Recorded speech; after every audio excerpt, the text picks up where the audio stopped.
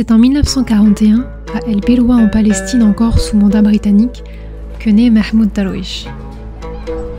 Le village de son enfance est composé de 3 presses d'extraction d'huile d'olive, d'une mosquée, d'une église et environ 300 maisons.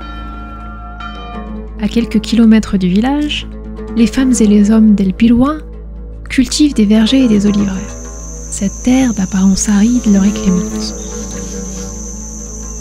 Après l'établissement d'Israël en 1948, sa famille considère que lire et écrire de la poésie arabe est un acte de résistance.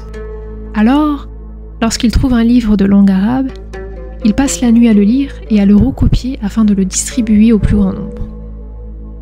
Les nuits du jeune Mahmoud sont donc peuplées de la voix des siens, murmurant des vers des poètes Bayati, Sayyab ou encore Nizar Kabani.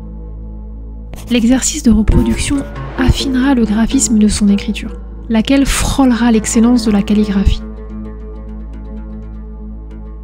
Exilé au Liban avec sa famille, il reviendra sur ses terres pour découvrir que le village de son enfance a été rasé par les forces sionistes.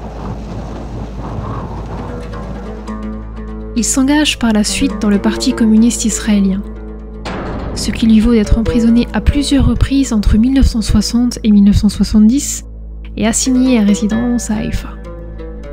Sous la contrainte, l'écriture devient sa patrie. Mahmoud habite désormais ces mots. ما دلني أحد علي أنا الدليل أنا الدليل إلي بين البحر والصحراء من لغتي ولدت. Et l'homonymie arabe entre le vers et la maison et le bayt prend tout son sens. Il s'exilera une nouvelle fois.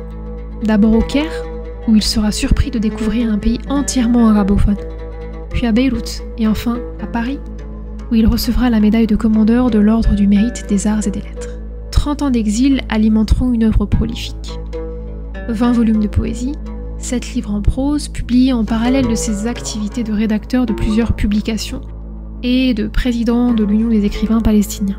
À la suite de ces années d'errance, il rentrera enfin en Palestine, mais sous condition.